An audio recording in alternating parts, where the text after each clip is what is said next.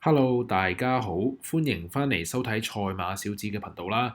咁就好耐冇見啦，因為都前兩個禮拜去咗旅行啦，咁啊變相咧其實唔係話特別多時間咧去研究到嘅唔同嘅賽事啦，咁所以咧就冇出到心水片嘅嚇。咁但係都有整咗兩個 post 啦，咁就上一期咧咁就推咗隻卓越旋風啦，同埋阿基拉啦。咁但係其實卓越旋風嗰場咧臨場啲飛數倒落去咧，我都真係幾有信心下嘅。咁但係唔知點解阿田泰安嗰個彎位俾人即係封咗位之後咧，完全係冇騎過嚇，咁啊塞足一條直路咧，咁就睇到非常之火滾嘅，其實嗰場都嚇，咁所以就冇辦法真係。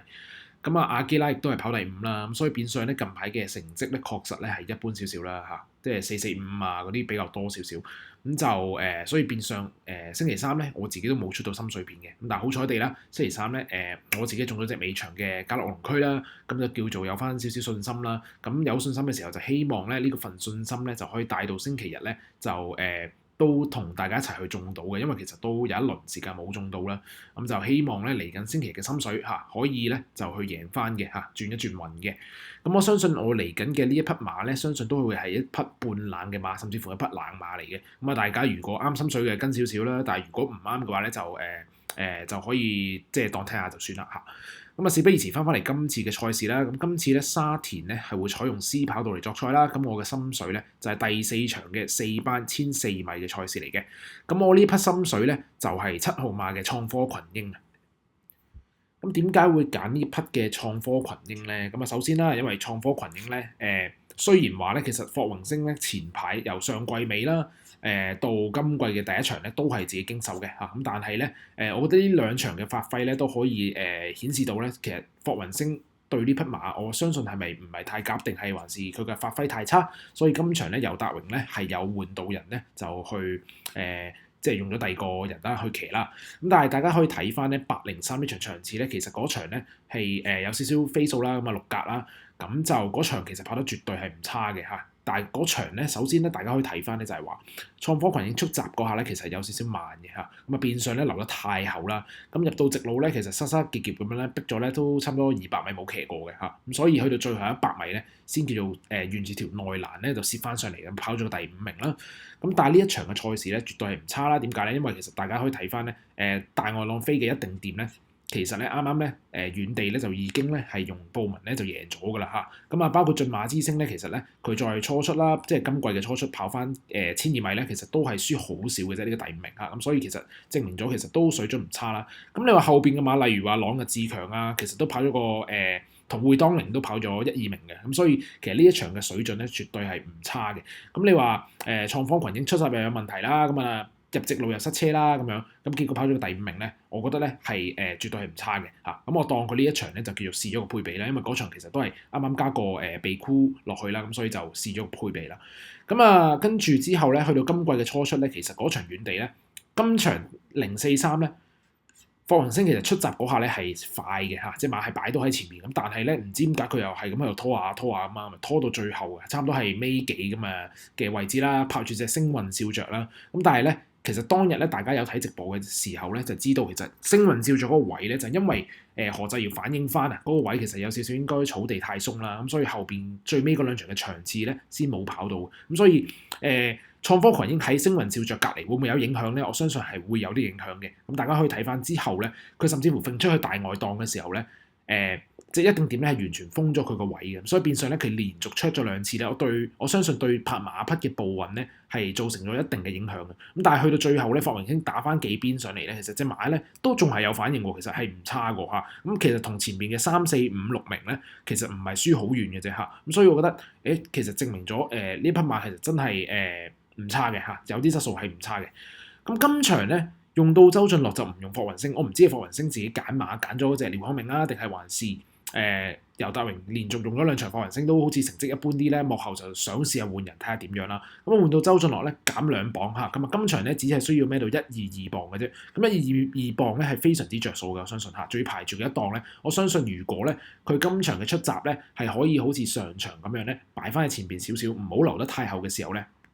直路亦都唔好塞車嘅話咧，咁我相信係有機會咧鏟入嚟3甲嘅位置嘅嚇。咁加上咧今場咧其實係我覺得係冇乜步速嘅嚇。咁你話放嘅馬有邊隻馬咧？咁可能係開心5月會擺喺前邊啦。咁跟住仲有啲咩馬咧？可能係大數據會跟前少少啦。咁好好飛可能增程會係跟前少少或者係居中嘅位置啦。咁你話仲有其他咩馬係會擺喺前邊咧？其實唔係好多嘅啫嚇。你話後邊嗰堆馬9號至14號嘅馬，基本上都係比較留後或者中後嘅位置嘅。咁所以你話1號馬嘅創科群英咧，前段嘅步速我相信唔會太快嘅時候咧，其實我相信如果佢有立心嘅話咧，係可以守到喺 box seat 嘅位置嘅嚇，即係貼欄嘅3、4位左緊啦嚇。咁如果守到個位嘅話咧，咁入到直路咧去接一段嘅話，我相信係有機會嘅。所以咧呢隻馬咧就成為咗我今場嘅首選啦。咁你話至於配腳會揀啲乜嘢咧？咁首先我一定會揀翻隻1號嘅好好飛啦。咁因為首先咧今場咧就落班強配布文咧，亦都係增程嘅。因為大家可以見到佢無論係試閘都好啦，其實或者係之前跑1200米都好咧，係需要時間撻着嘅。1200米明顯咧係嫌短嘅嚇。咁所以今場咧你話4場鋪平輝啦，終於落班用布文咧排足6檔跟前2疊守翻個4、5位啊、5、6位咧係應該係可以做到嘅嚇。咁所以咧呢隻馬我一定會去拖翻嘅。加上佢賽前操練啊，布文都好積極啦嚇，亦都有摸啦，有拍啦即係你見到都非常之積極嘅。咁所以立心我相信呢場都係出擊所在嘅，冇得唔要呢隻馬嚇。咁第二隻馬會係點樣咧？咁我自己會揀翻隻2號馬嘅開心5月啦。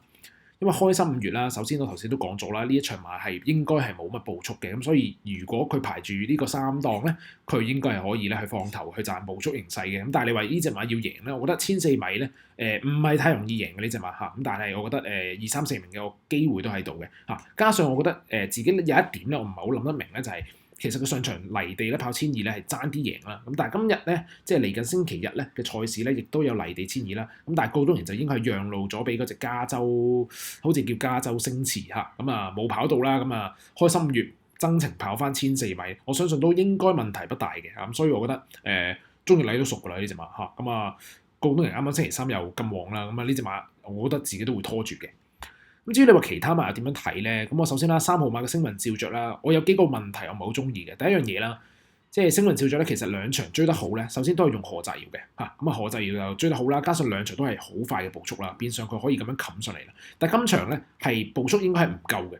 咁加上又冇用到何澤堯，用到黃志宏喎，咁我相信個發揮上可能會爭少少啦。咁亦都冇步速嘅形勢幫助啦。加上呢匹馬好好地無啦啦咧就去加個羊毛面箍咧，我就唔係好中意呢個感覺。所以呢隻馬咧排住11檔，我今場咧就大膽啲，我唔想要呢匹馬嘅。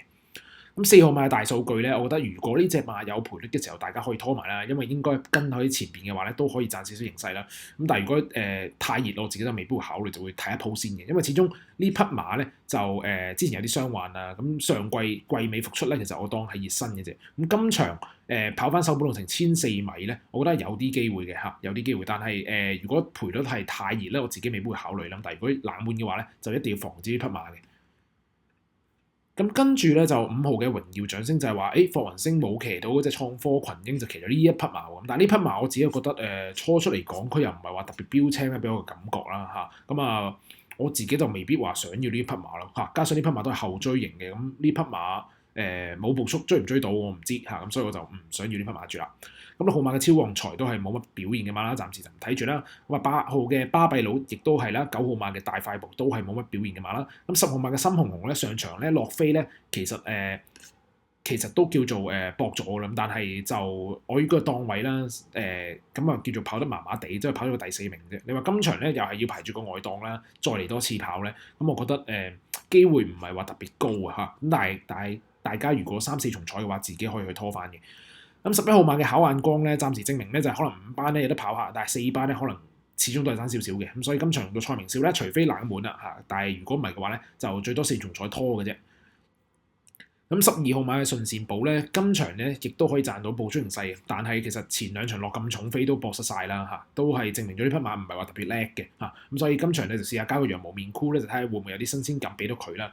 咁但係我自己嚟講咧，亦都係啦，可能3、3、4、4、4、4、5嘅機會比較大少少咯。但係如果你話又成為熱門或者臨場落好重飛要呢隻馬啦，我就要唔落嘅嚇，始終冇證明過。